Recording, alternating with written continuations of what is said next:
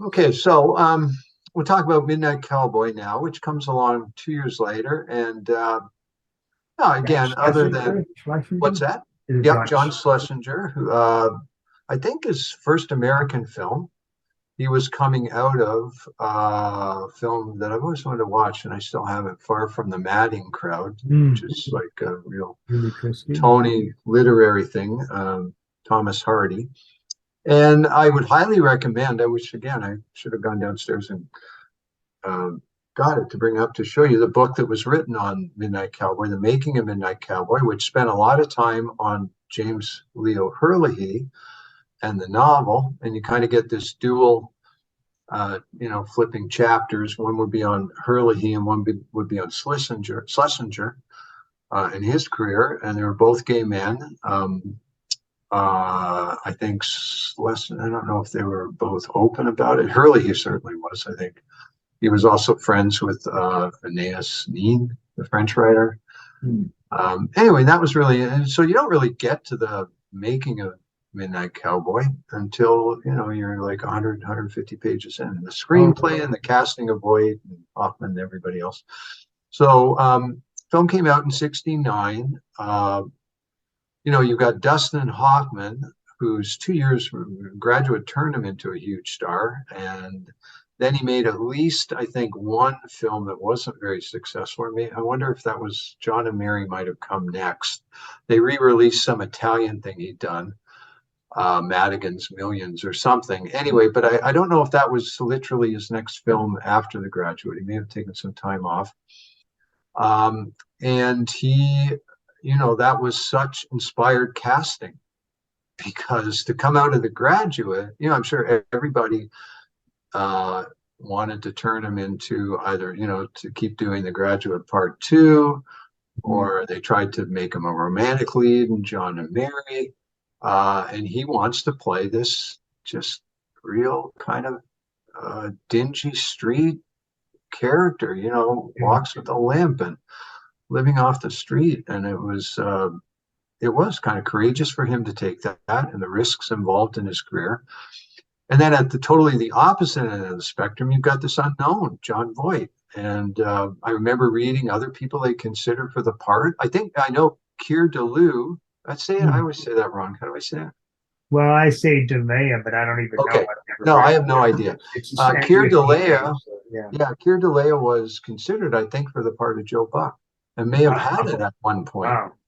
Um, That's anyway, hard to that's hard to yeah, Voight yeah. was virtually unknown. And that was just amazing casting too. And that's the other thing that's really saved, I think, Midnight Cowboy from taking the hit that The Graduate has taken. Even people that didn't love the film at the time, like even Stanley Kaufman complained. And I think Kale, both of them had sort of approached it the same, that it was a little too slick for its own good. But both of them just praised, as much praise as they could lavish on the two leads.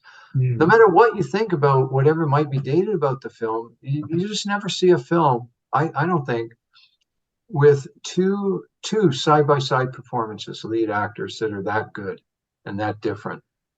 Yeah. They're just both amazing in every way. Like they're in every scene and every minute of the film, they're both just incredible. And the friendship between them is just the oddest friendship imaginable. Mm. That doesn't date at all, and it never will. I can't see that ever will date. Um, Now, in terms of the music, I did pick and it's not the only interesting music in the film, but I picked Everybody's Talking, which is just great. It's used over the opening credits. You get a little bit of an intro with the drive-in theater and John Voight voiceover singing this old country song, "Get Along, Little Doggies." Right. Then he goes to his job at the diner, and his friend there, an elderly African American gentleman. He wants to tell him he's leaving for New York because women there are just dying for it. And the old guy, he just gives him a look like that. Wow. Yeah. Um, and then he goes back to his place to pack up a bit. And the way they start the music, they kind of fade it in. And then it's got the great bit where he says, I'll tell you what you do with that job. He says, if you want me to tell you, I will. He says, I truly will. And then he spins Yeah. around, looks at the mirror, and then the song's brought up full. And it's just Yeah. great. I still do get a bit of a chill up my spine when I watch that. And then as Nilsson's Everybody's Talking plays, it's just got him walking around town with a suitcase. You get close-ups of the boots.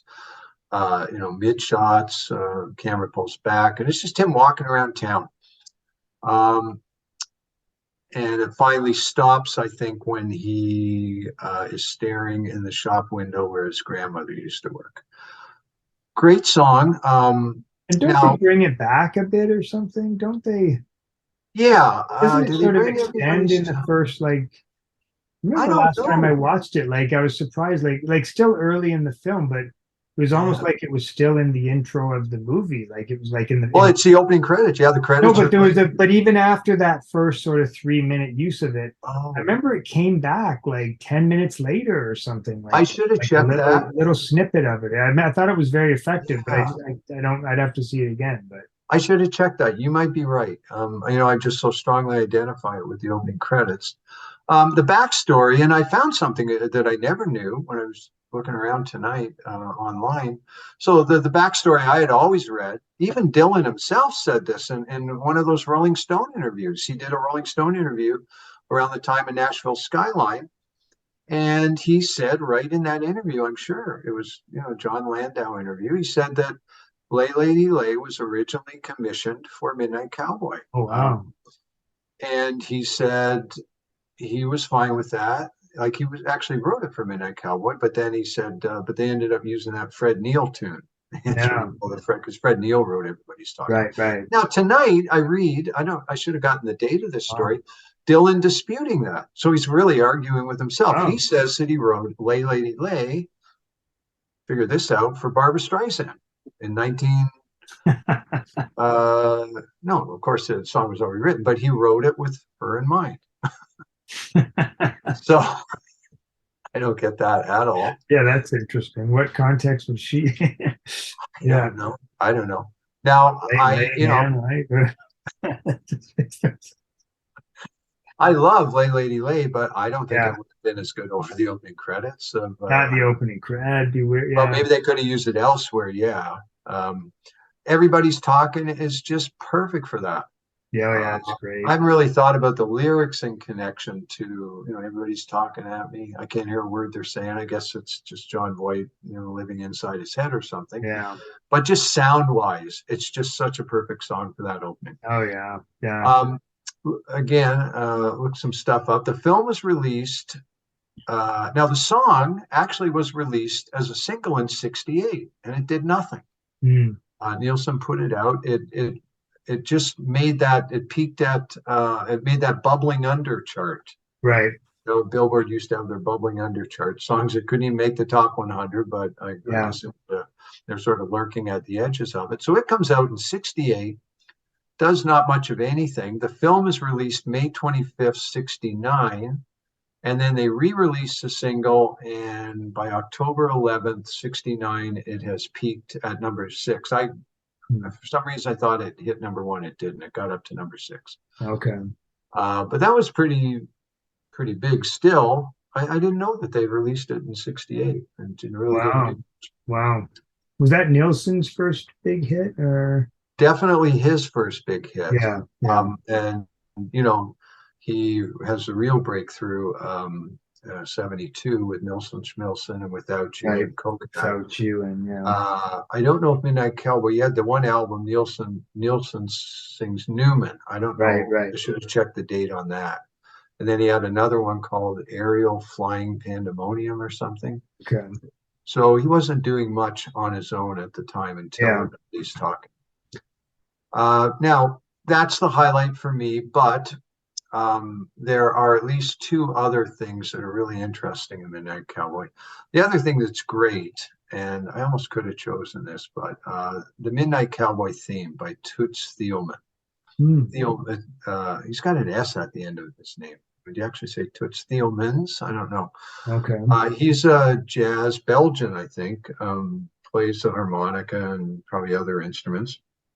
And the Midnight Cowboy theme is used throughout the film.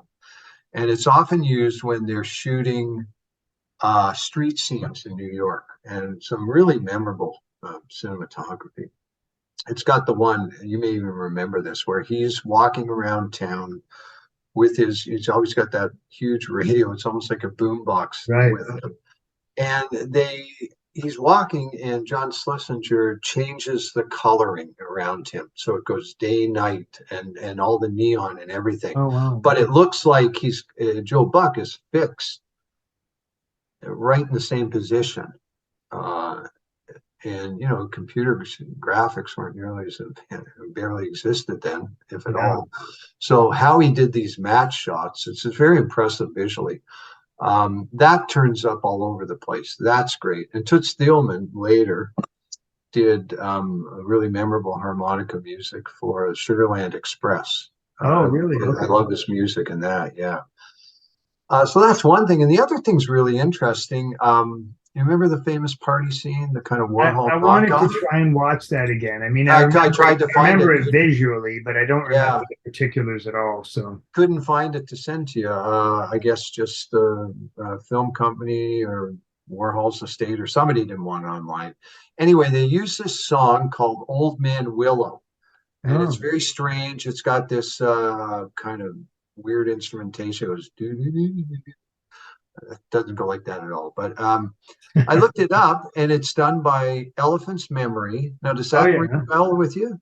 Yeah, that's they ended up backing up John Lennon, right? So, on some time in New York City. They backed up John and Yoko. Yeah. So they did the Prominent Party Scene song. Wow. Which it's not really much of a song. It's like this weird art thing. Is it instrumental or?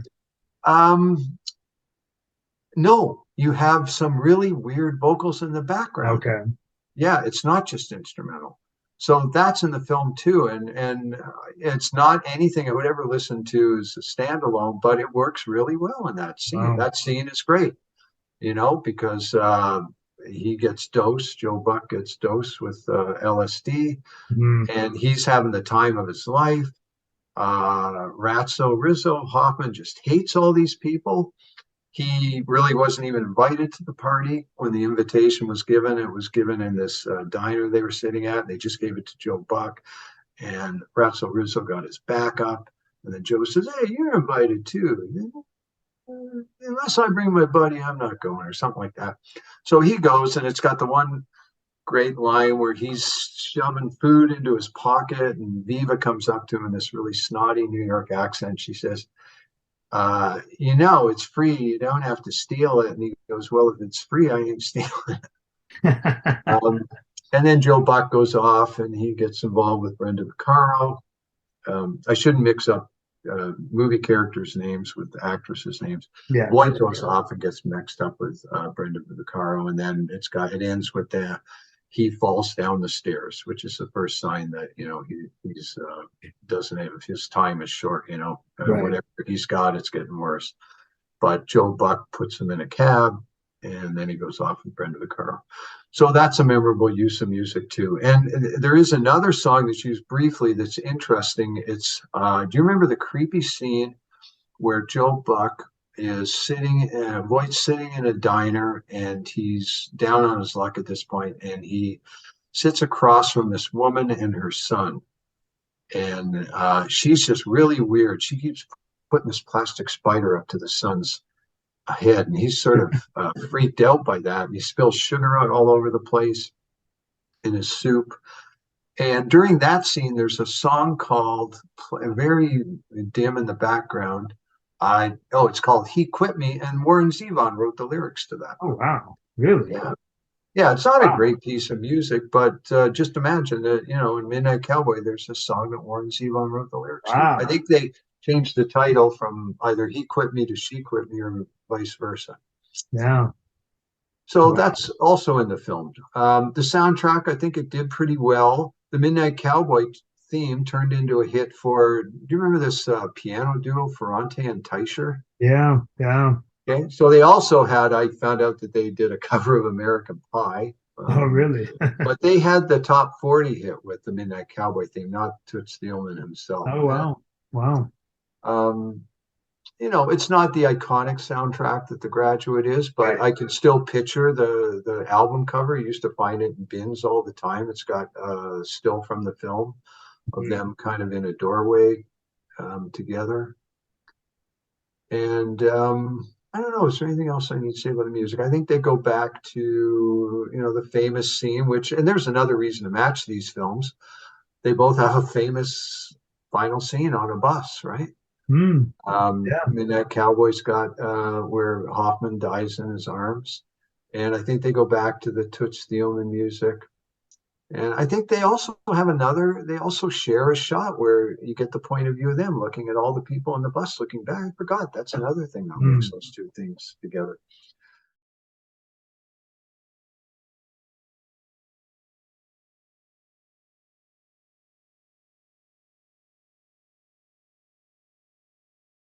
And really, the last thing I want to mention is the great SCTV parody, which they Mm. shoot on Yonge Street with Dr. Tongue and Woody Tobias Jr. They've got a remake out of Midnight Cowboy, and they've got the Pauline Kael character, the Oh, parody, yeah, yeah. and she's interviewing. They've got a panel assembled with Dr. Tongue and Woody Tobias and the Kael character. Not Kael character, it's Pauline Kael. It was a lesser known kind of fill-in cast member who did her, and it's Right, good. right, right. Yeah. And the parody is just utterly absurd, like absurd beyond words. And Dr. Tongue is wearing his cowboy hat, and he keeps saying "y'all, y'all." He gets into an argument with Woody Tobias Jr. Remember, he's sort of the hunchback with Yeah. just weird. And the one thing I say is, you cannot watch that and then watch Midnight Cowboy. Just Yeah, like yeah. you cannot watch their Going Down the Road parody and then watch Yeah. Down the Road. You have to do it in the other direction, or else you'll just never take the film seriously. Wow. Um, that's just great. I love that so much. Well, that's interesting. And going down the road has a little bit of that Midnight Cowboy flavor to it too. Absolutely, absolutely. When I wrote about it, I thought that I think I even asked I wasn't sure of the timing. Like, was it possible that one could have been it? It couldn't have been Schlesinger could not have been influenced by Going Down the Road Yeah. because by the time he must have filmed Going Down the Road in '69. But I don't have any doubt that he was influenced by Midnight Cowboy. The male friendship. I think you get shots of them walking around. Nothing as famous as Hoffman banging the cab saying I'm walking here," which is Yeah, a long-standing running joke between Peter and I. yeah. Yeah, and Midnight Cowboy really did influence a lot of films in and around that. Another one called Scarecrow, where you've got uh, Gene Hackman and who's he with in that? Al Pacino. Mm. That's a direct descendant of Midnight Cowboy. And I could probably Wow. list another half dozen if I thought about it. The male friendship film, the non-sexual. Well, I mean, people would argue today that they're all sexual, that they're Right.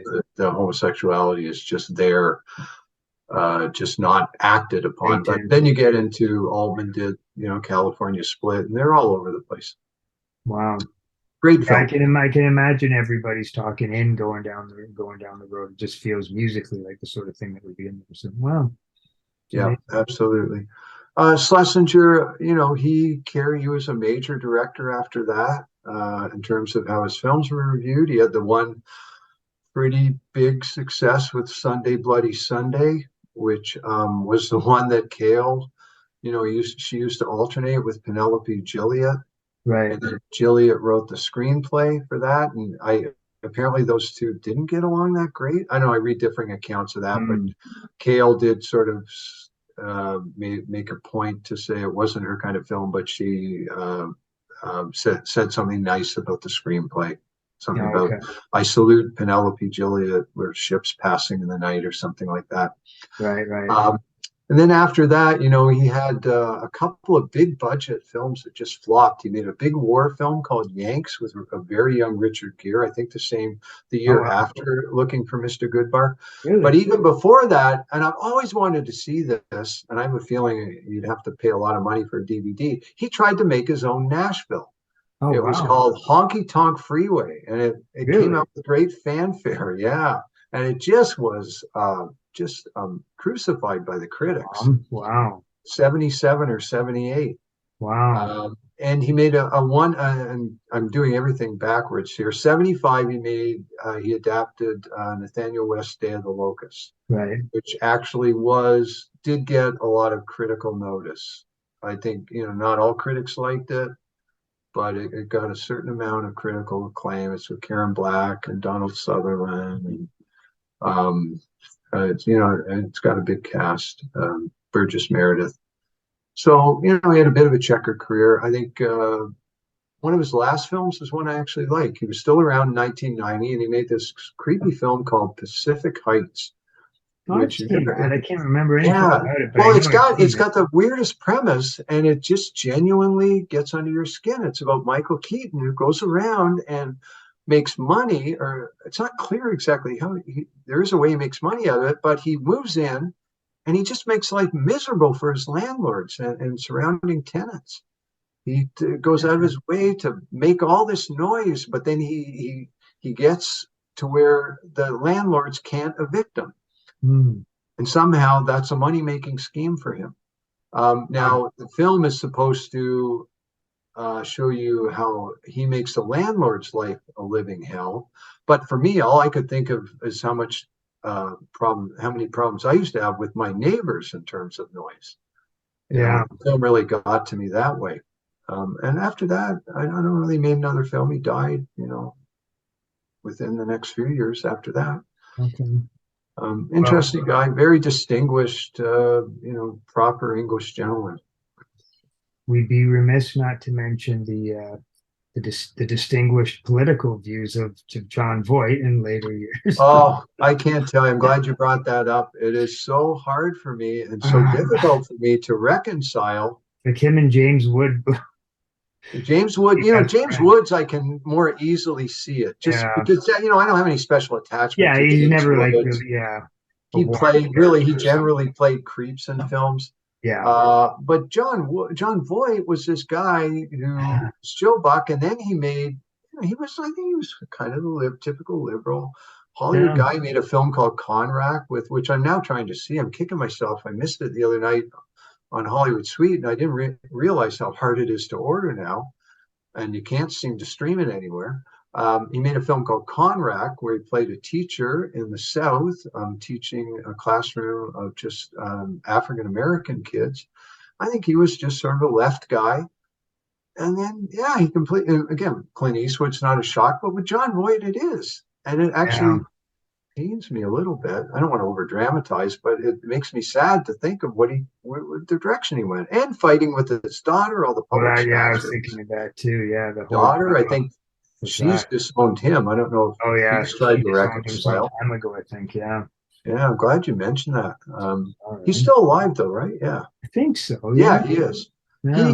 He had a couple of memorable, he was a big star through the 70s. He seemed to select his roles. Not all, he made a lot of films that really didn't capitalize on his success, but then he came back. He won the Academy Award for Coming Home. And I think, Hmm. well, there you go. That's as left wing a film as you can make.